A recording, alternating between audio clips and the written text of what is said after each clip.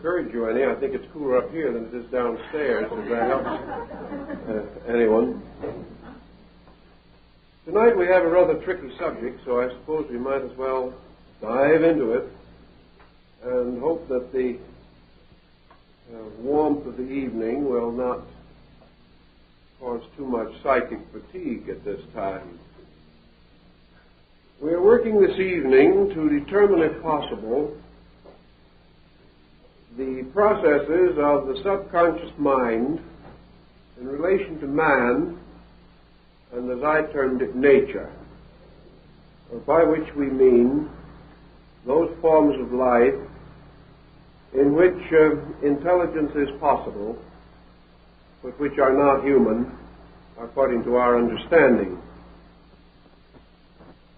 In the last 25 years, we have tried to be very objective on the subject of the human mental activity, and the most concise statement to summarize the general conclusion is that mental activity is now regarded as a form of motion, that it is tied with the concept of movement, and that therefore thinking is a kind of qualitative motion, not from a place to a place, although thought may direct bodily motion from a place to a place. But in itself, thought is a motion from a condition to a condition, from a previous state to a present exertion toward a subsequent condition.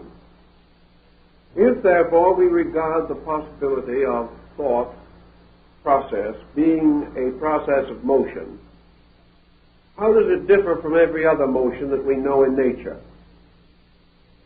Well, we observe that that kind of motion, which we term intelligence or intellectual motion, seems to be eccentric in one particular. Instinct can cause things to infinitely repeat themselves.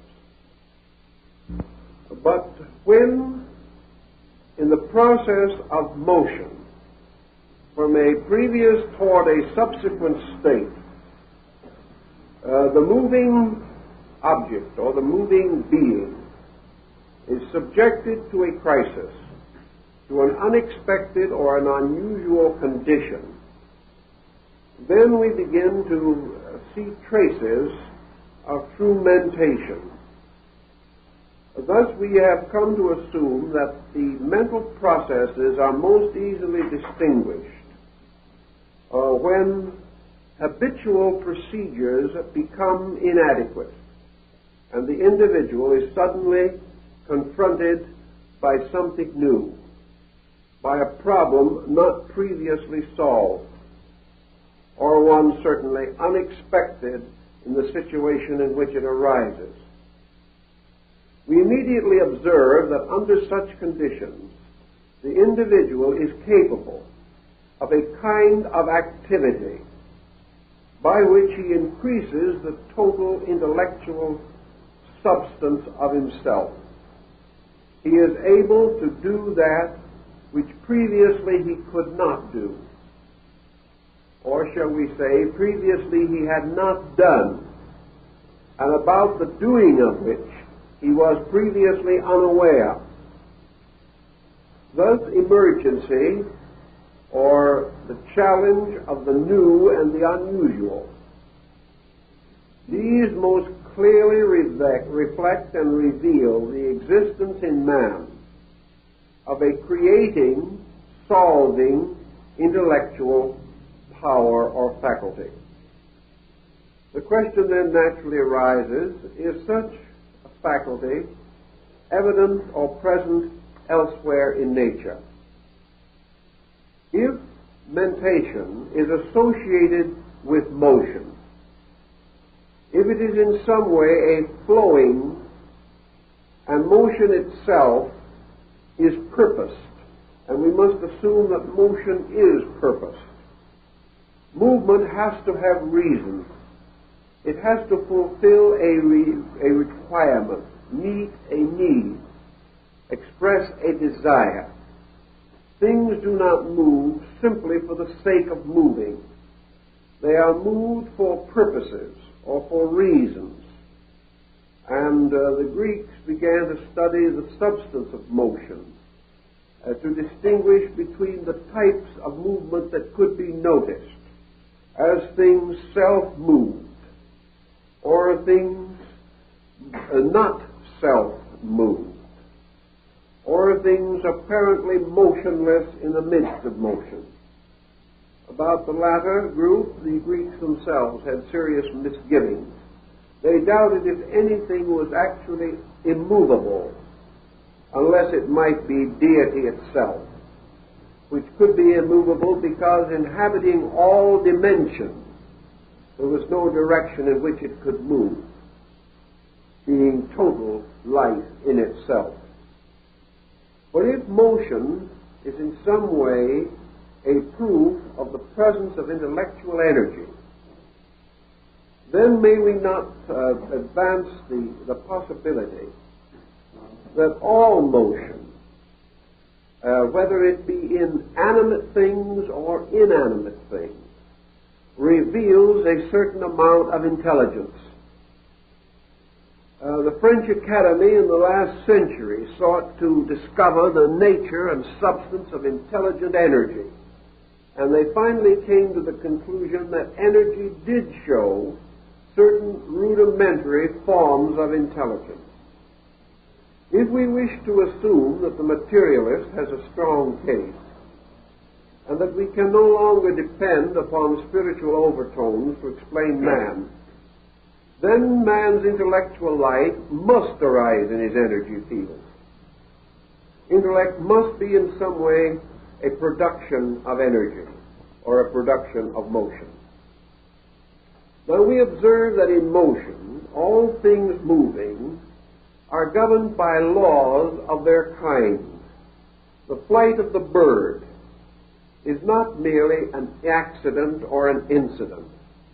The flight of the bird is the result of the coordination of innumerable factors. The bird is constructed in a way in which its flight is possible. It instinctively and inevitably becomes consciously aware of its own flight possibility. And whether it has any thought about the subject, we do not know. But at least it instinctively flies. And that there has to be a certain education involving mind potential would seem likely from the fact that the parent birds have to teach the young birds to fly, and that the bird resists this education to a degree and must gradually be indoctrinated with the rudiments of the kind of life to which it belongs before it assumes the full responsibility for flying, which is its natural right. Also, we find that all types of creatures, we can say, possess instinct. But this instinct, in most instances, is more than the mere repetitive process of doing what has always been done. Most animals can react to emergency. Most animals show, if only to a rudimentary degree, the possibility of personal solution to problems. Perhaps they have to be heavily indoctrinated before this is possible. Certainly they do not as immediately rationalize as man does. But experiments with various types of animals, even reptiles and fowls, have indicated that these creatures can be taught. And they can be taught largely by the most common inducement that nature has, and that is the inducement for food.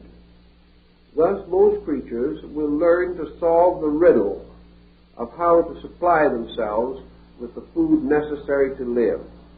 And under the tremendous stimulus of need, they will develop ingenious capacities and abilities to gain this food. experiments in comparative psychology have shown that birds, animals, reptiles, rodents are very easily taught certain procedures. Now, the psychologist points out that while the animal or reptile or bird can be taught, it then establishes a kind of habit pattern and will usually abide by that pattern, lacking originality or lacking the ability to work through the type of equation which distinguishes the human mind. There is, however, evidence to sustain the belief that in the animal kingdom there are advanced types, and that these types can gradually be trained or can be unfolded by various inducements until they reveal many of the mental aptitudes, abilities, and thought powers associated with the normal life of man, and can be given an intellectual existence equivalent to a 6 to 8 year old human child. Therefore, we cannot say that the intellectual faculty is entirely absent. Now, when we start working with less animate things, let us take almost any kind of structure you wish to consider.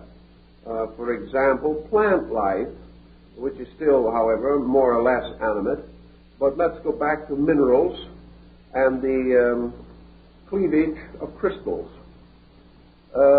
In this procedure, there is a definite indication of law and order.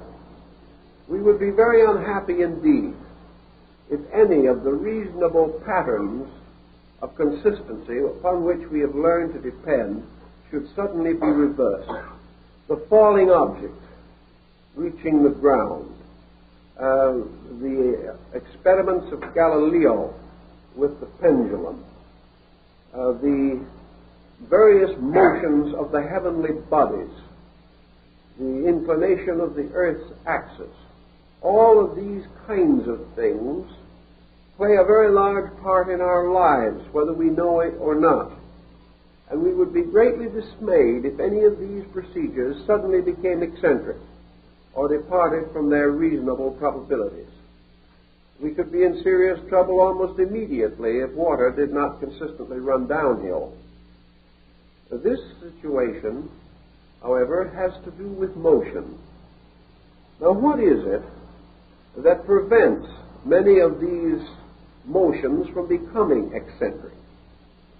Presumably, the interaction of various factors. These factors working together seem to bind a particular form of life into a structure from which it cannot escape. Actually, however, we have no way of being certain that nearly every so-called lawful process in nature, any consistent methodology with which we are acquainted, any procedure that goes on through the ages, filling us with confidence that it will indefinitely continue, any such procedure may very well imply a motion with intelligence. We do not know that it does not. We assume that it does not. And we are against another subject of difficulty, even to the psychologist, although he is beginning to sense its implications. The only thing we can seek for in estimating the intelligence of other forms of life is the kind of intelligence which we ourselves possess. It is conceivable that there are other entirely different types of intelligence, that the tests of our intelligence may not exhaust that which can be considered the true expression of intellect, that what we have is a highly conditioned form of intelligence we know. And as we study it more and more, we realize something else, namely that gradually what we call intelligence has been conditioned perhaps from an original pattern of instinct.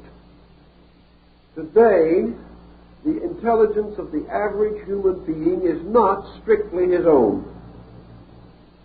His intelligence is derived from a variety of factors and circumstances moving in upon him.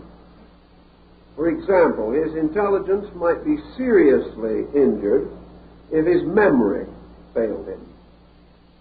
And yet memory and intelligence cannot be regarded as identical.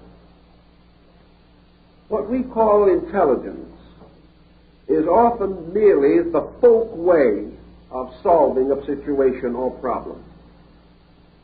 Less and less are we actually required to express individual intelligence.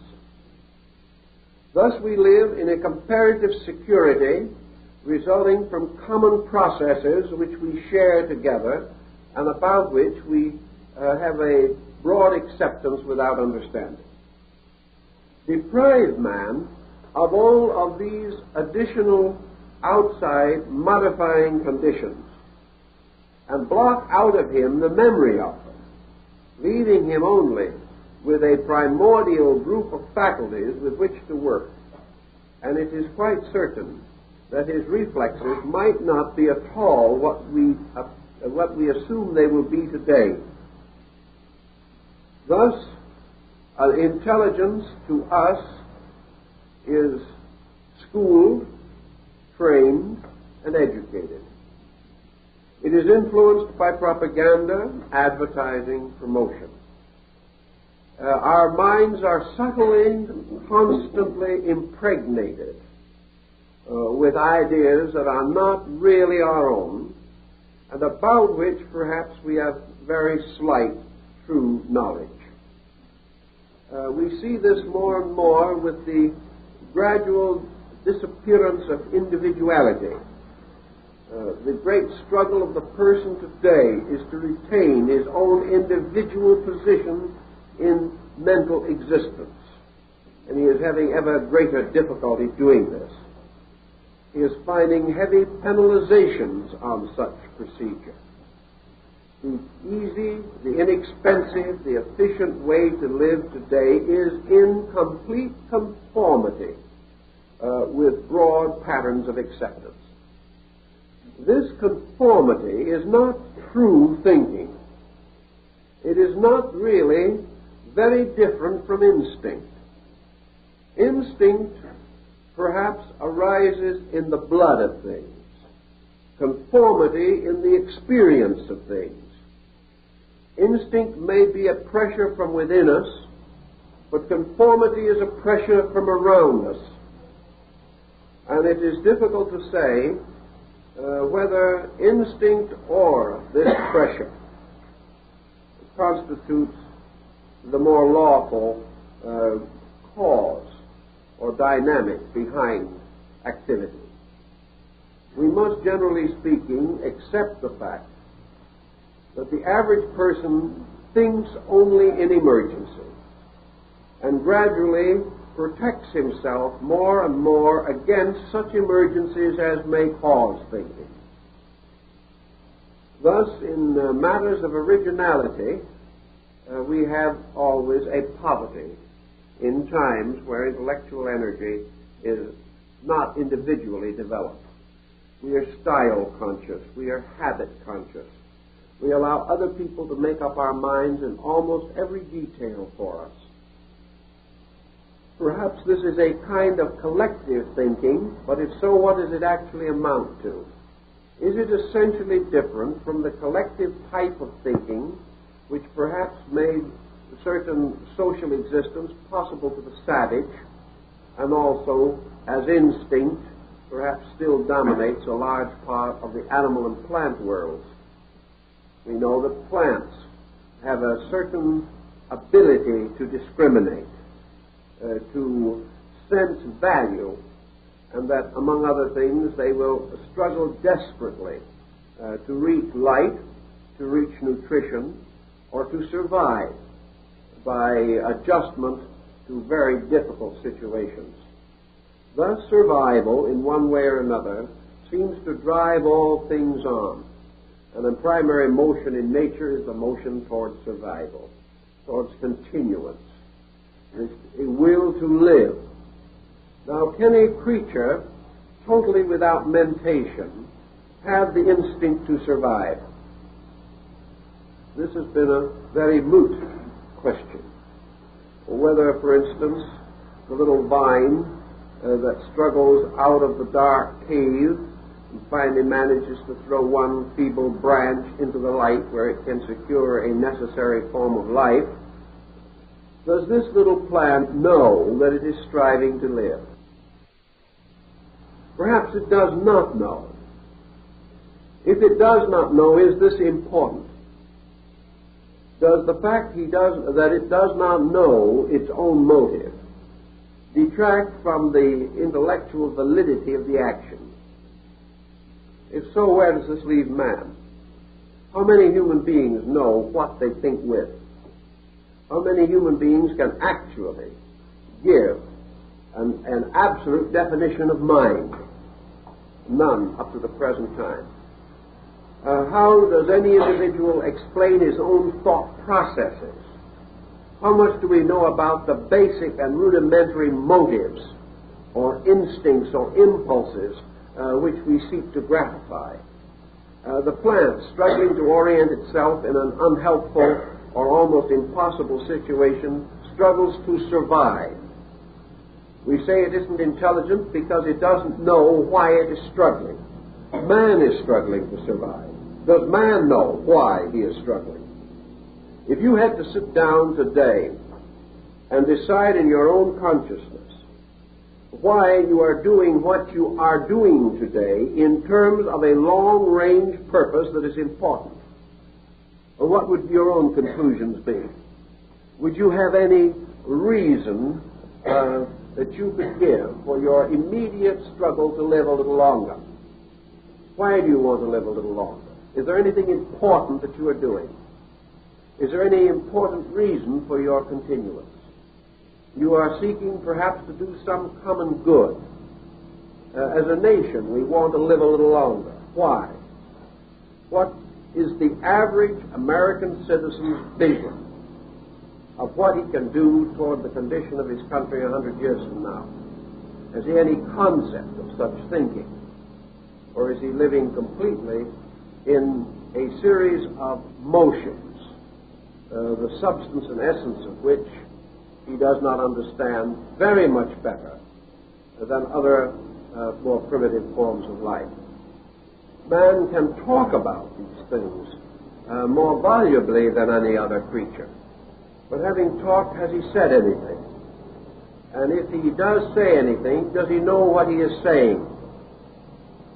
These questions affect psychological thinkers and, by extension, philosophical thinkers, because as yet there's been no way of successfully differentiating between psychology and philosophy, and we sincerely hope they will never find one, because without philosophy to give it purpose and meaning, psychology will never solve the enigma of the human mind with which it is so profoundly concerned.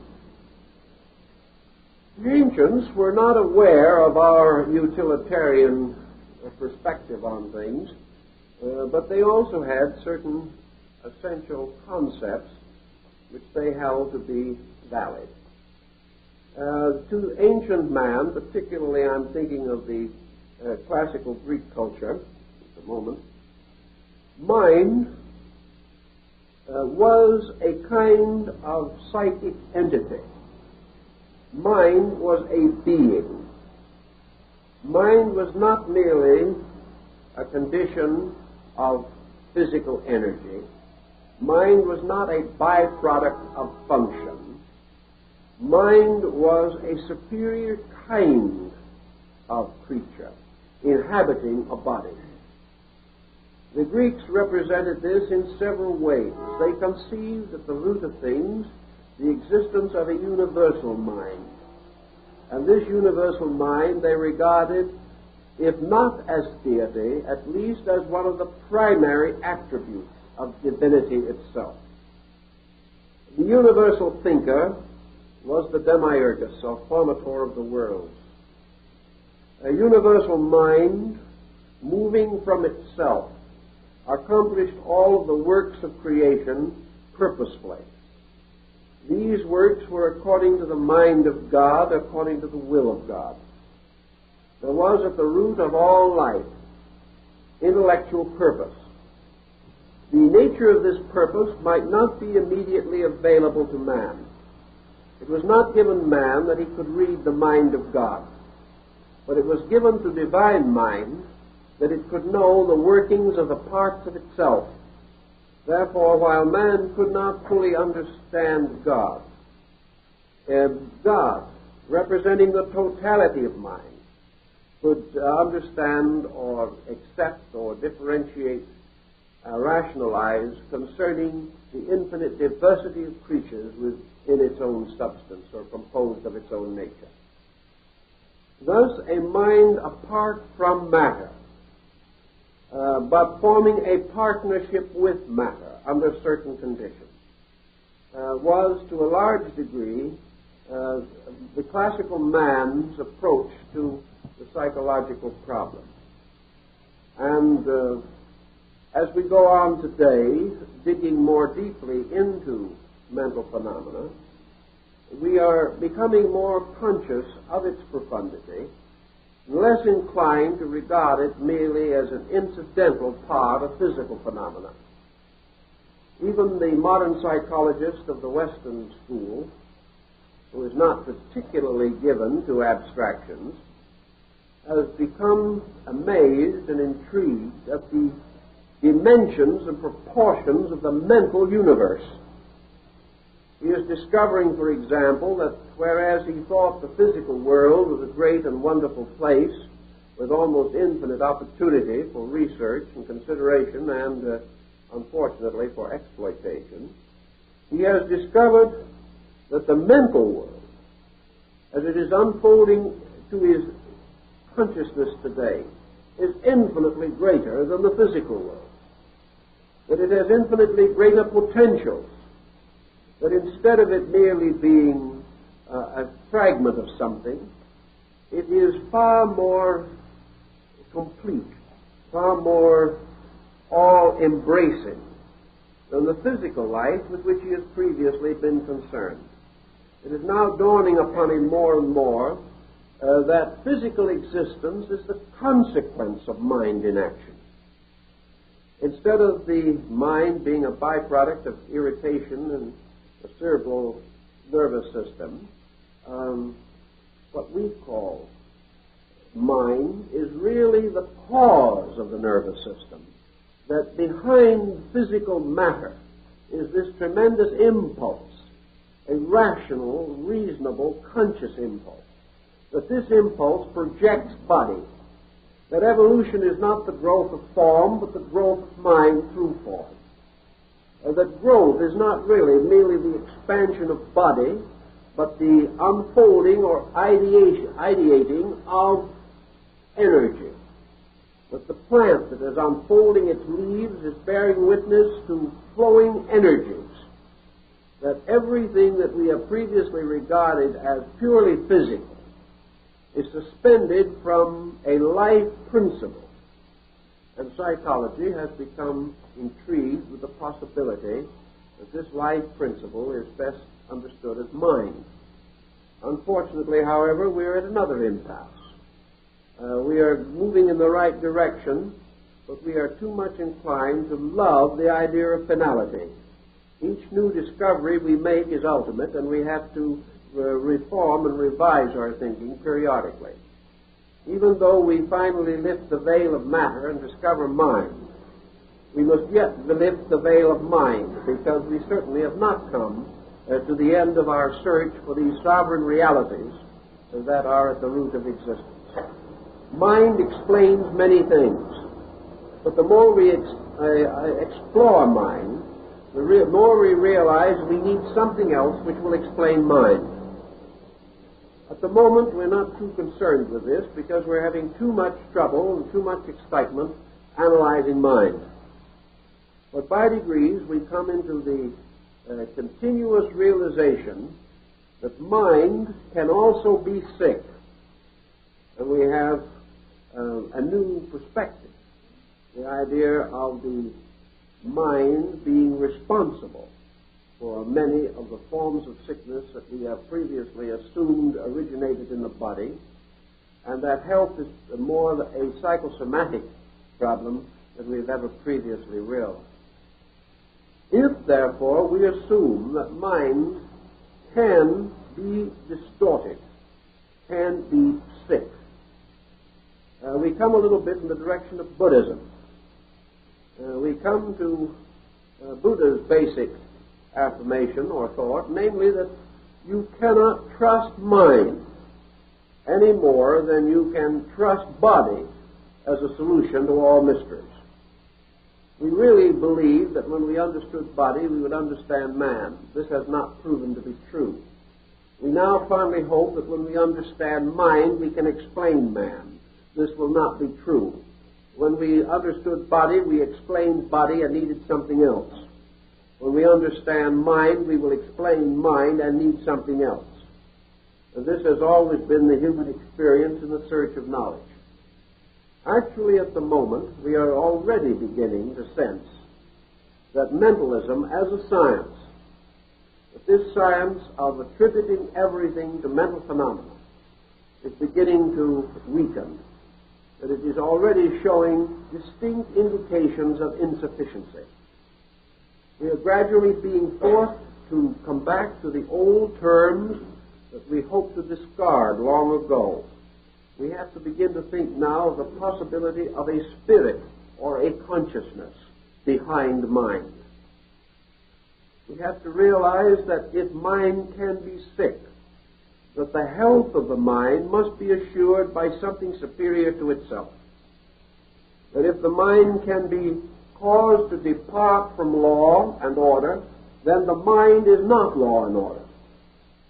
If the mind is capable of deviation from the reasonable, then the mind and the reason cannot be regarded as identical. If the mind can disobey truth, then mind is not aware fully of the nature of truth. And truth itself is greater than the mind. We have already come to the rather distressing opinion that with the mind we are not going to discover truth, for the reason that it lacks the faculties and the experience breadths and depths by which it can experience totality. And what it cannot experience, it cannot know or define. Thus the mind becomes again a link or a stepping stone to something else. And we have to go further and deeper in our search for the true explanation of things. In the quest, however, for a solution to our mental life, several schools of psychology have come into existence, each with somewhat different attitudes, each with somewhat different findings. And these differences themselves remind us that where difference of opinion can exist, absolute fact is not yet attained. For had we actually the truth, we could no longer be in a state of uncertainty or conflict or opinion. The reason we are in opinion is that the fact is not actually commonly available to us. The various types of consciousness with which we have gradually come to be concerned may be divided in several ways. We'll use one very simple division now, which will serve the present purposes adequately. We can say we have a conscious mind. That is, a mind that is focused on the level of objective awareness. It is the kind of mind in which there is no mystery. Or at least there is only one mystery and we never worry about it. And that is the mystery of why it's there in the first place. But the common conscious mind is that with which we can reasonably explain things. It is the mind with which we commonly know things. It is the mind with which we daily live. There is nothing too mysterious about it. For instance, we have a certain attitude. We wonder why we have the attitude, and the moment we wonder, we realize that we read it in the paper or that a friend told us, and we know how we came to possess this particular opinion. Or we can trace the functions of this mind to adequate antecedent causes. And we also can assume with reasonable certainty that its consequences will be consistent with its present directives. Thus we have no mystery, no great problem. But then there is another part of mind with which we are not nearly so familiar. And that is a mind which seemingly locked within us and below the threshold of our common experience seems to throw constant pressures into our lives. This kind of mind is full of mystery because it causes us to do things we do not understand and often to do things we do not want to do. It contains within itself depths which we cannot easily fathom and frequently results in temperamental personality problems which almost frighten us. It is in this part of thinking that we suddenly realize that we do not know why we do what we do. We do not know the moment in which some further excess, some unexpected, even terrible thing may arise within us. But there is a kind of thinking which we cannot control, which arises spontaneously within us. And that this thinking is, for the most part, somewhat less on a moral and ethical level than our common conscious thought, as we are generally aware of it.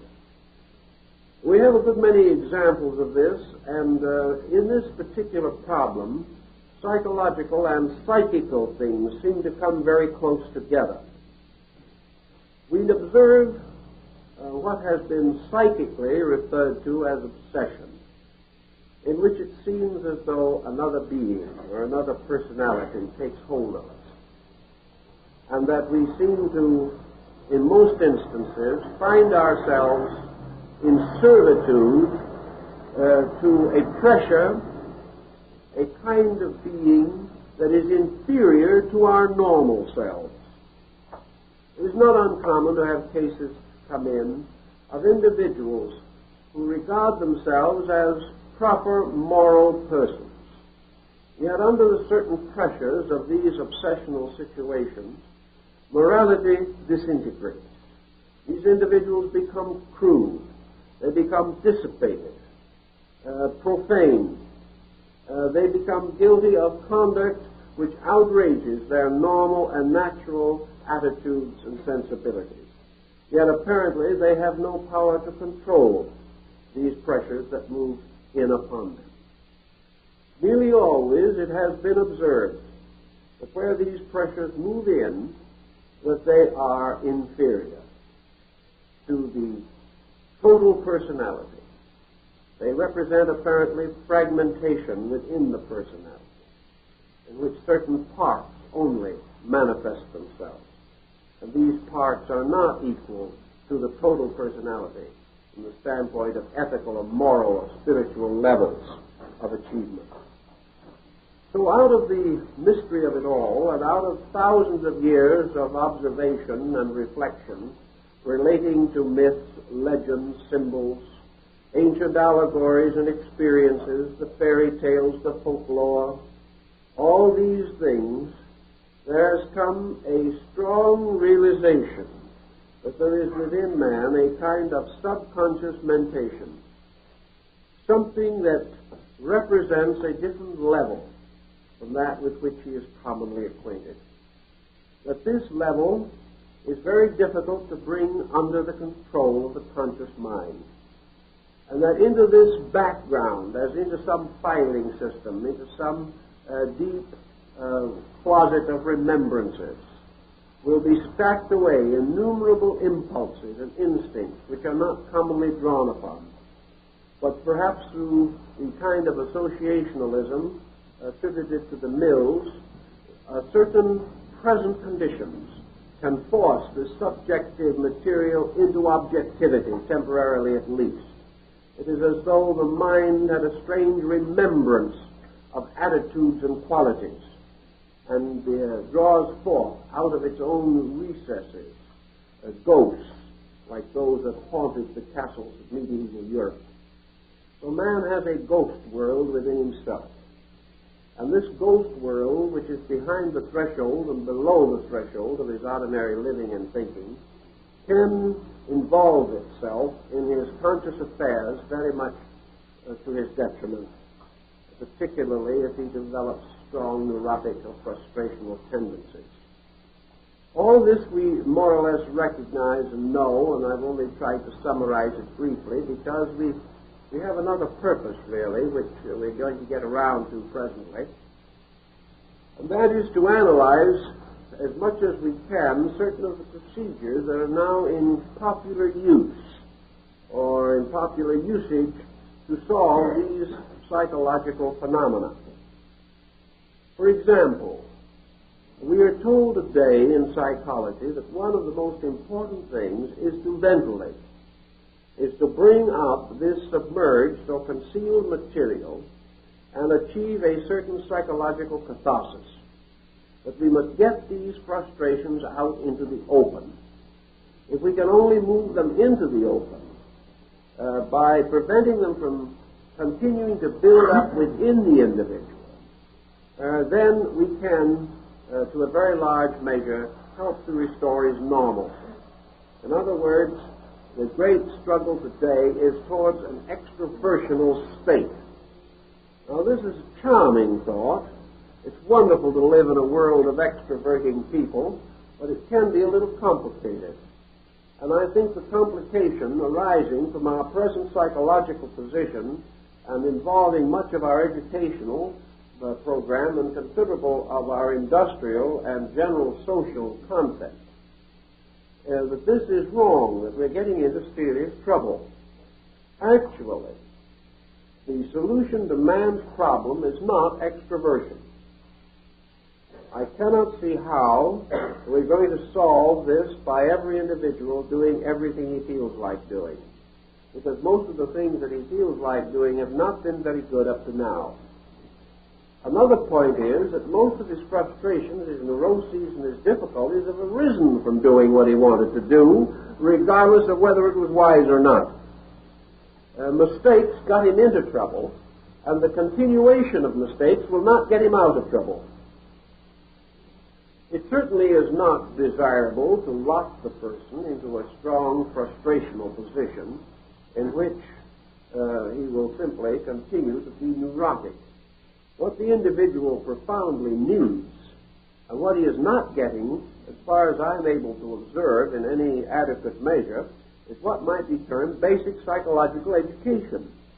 He needs to know a lot more about himself, and he needs to recognize the importance of governing himself. It isn't catering to himself that is going to restore him. It is learning to become the active director of his own conduct. And this is what, up to now, psychology is not doing. The result is it will take a person with a frustration or a neurosis or a complex and will perhaps take a year or two, maybe longer, in an effort to work out this problem. Very sincerely, very honestly, tries to bring the individual into a better adjustment with his own inner life. But the trouble here is twofold, however. First, the average patient will not stay long enough with the practitioner to get a complete recovery, even from the problem he is at present suffering from. And in the second place, this specialized treatment of a specialty or a situation does not actually equip the individual to cope with other situations totally different which may arise at any moment. The great need is for a solution to the basic problem of the problem, rather than an attempt to solve individual problems by themselves. The individual is much in the position of the man in medical school. He works at first from charts, and he learns where all the structure and organs of the body are located. Then he performs his first dissection and finds nothing is where he thought it was going to be. He cannot develop a sufficient theoretical knowledge to enable him to solve all of his problems without certain recourse to essential facts. And in psychology, essential facts are abstract and difficult to test. And it is very essential that the search be made for them with all diligence. When the child, for example, is being brought up under the new psychological attitude of being a complete extrovert, the family is no longer able to endure the child. Neither is the neighborhood in which the child lives. The child that is undisciplined is a misery to itself and a misfortune to others. Now, we would think that people observing this would then take a greater interest in their adult relationships with discipline. We would begin to suspect that mature persons would say to themselves, the good life is the disciplined life. It is not important that I gratify every impulse and every instinct that I have, because this program of constant and continuous gratification is habit forming. And when it is continued long enough, it destroys all determination, all inclination, all regard for discipline. Today we are gradually becoming one of the least disciplined people on earth.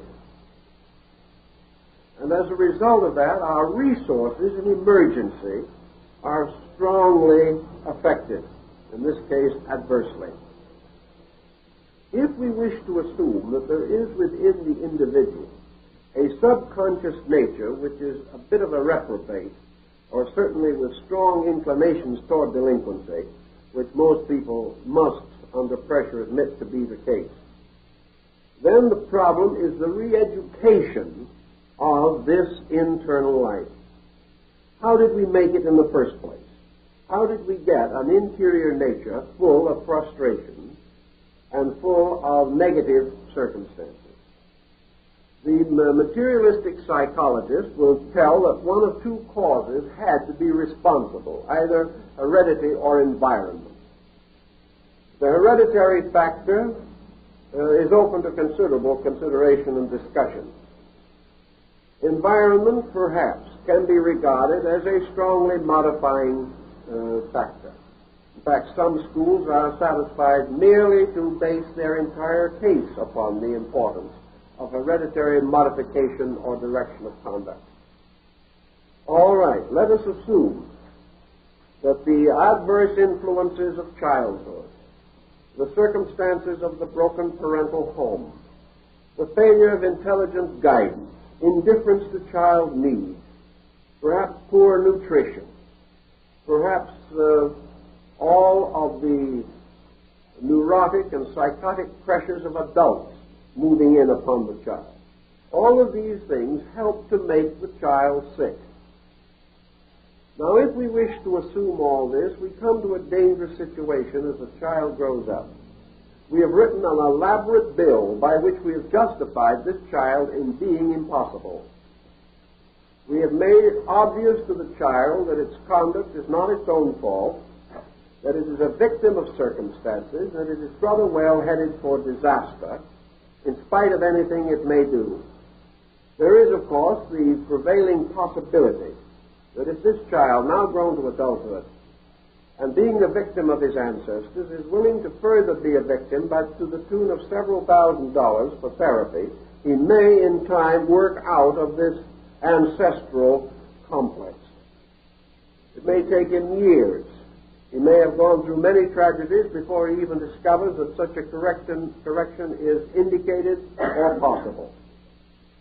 I am quite convinced that in our philosophical system of thinking, our basic understanding of man, that this procedure is not sound. There are cases where it can be used effectively.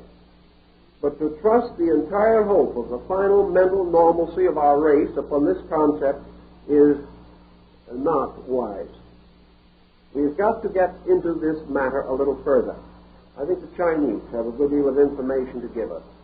If, for example, a child can be adversely affected by environment and be conditioned by forces moving in upon it, the adult in later life can in various ways affect its own internal life in the normal and proper courses of living. If wrong attitudes have made us sick inside, right attitudes can assist us to correct this sickness. Now, we were not made sick under the supervision of a physician. Our bad attitudes were not carefully calculated for us. We just accumulated them, gratifying our own habits and attitudes and desires. Actually, therefore, the correction is not necessarily a matter for a trained person. The correction is the individual's ability to recognize his own faults and do something about them. He knows more about himself than any other person can know. It will require hundreds of hours of analysis for a good psychologist to find out as much about an individual as he actually knows himself, if he is willing to admit it. I've talked to a great many persons in trouble who blame their condition upon ignorance. But when you sit down and study through with them, the average person knows what's wrong with him. He also knows why he's in trouble, and he knows it's his own fault. These things he does not want to admit under normal conditions, but in professional relationships he will frequently admit this. This being an admission which he will make and can make, his remedy and his correction lie within his means. It is a problem of the re-education of the attitudes and practices by means of which he got himself into trouble. This means almost certainly that the individual has to take over the administering of his own life and thought. He says, all right, well, how am I going to do this? It is necessary to have a very elaborate formula for such remedying. I do not think so. The average person is not psychologically sick because of strict adherence to a formula. His psychological difficulties are due to a heterogeneous series of factors which have transformed his inner life into something of a mess. It is therefore perfectly possible for him to gradually reorganize his inner life, straighten it out by recourse to certain values that are available to him. One thing that he has to recognize is personal responsibility for conduct. It was his own effort that got him into trouble. It is his own effort that got him where he is. And it is his own effort that must result in the remedy or improvement of his state. He gradually worked himself into a disaster. The answer lies that he must gradually work himself out of that disaster. He requires no more than the ordinarily available knowledge of his kind, unless he has reached a point in which he is mentally diseased and must come under the general heading of psychiatry. But for psychological difficulties in their various stages of development, the individual can, if he so desires, solve most of them for himself with the instruments and tools generally available to him. Now, there are two important instruments with which he can operate. One is religion and the other is philosophy. Both of these are of great antiquity, and both of them were calculated originally in their natural way to meet the very problem with which he is confronted. Man's religious and philosophic life has been autocorrective to his personal neurotic tendency since the beginning of recorded thought. Nearly always you will find the worst-oriented individual is the one in whom philosophy and religion are deficient, or in which they have been perverted to fanaticism of some kind. A person with a strong, solid, honorable, spiritual, or philosophical conviction is seldom out of his depth. It is therefore the general decline of man's spiritual life, particularly his philosophical insight, that we can at this time observe the rapid increase of his psychological difficulty. Psychology has become powerful and important in a century in which man's spiritual and philosophical values in the West have constantly and consistently declined. This means that man, in neglecting the development of his own internal life, has made himself subject to sicknesses of neglect. When he neglected hygiene, he was subject to the plagues. When he neglects mental hygiene, he will be subject to the peculiar plagues that result from this form of neglect. And unless he takes hold of the situation himself, he cannot really achieve a solution. Religion attacks one of the most basic problems of psychology, and that is fear. Fear is present in a great many, an overwhelming number of cases where psychological pressure is present. Fear is man's lack of personal confidence. Fear is the individual's sense of futility, the sense of the magnitude of the circumstances around him and the inadequacy of himself. Fear, philosophically, cannot exist in any nature in which there is a strong statement of values. Fear can only come where faith is weak. And if faith is strengthened, fear is weakened. Thus, in the basis of all of our internal sense of normalcy, we must have this victory of positive faith over negative fear. How shall we achieve this in our common experience in life?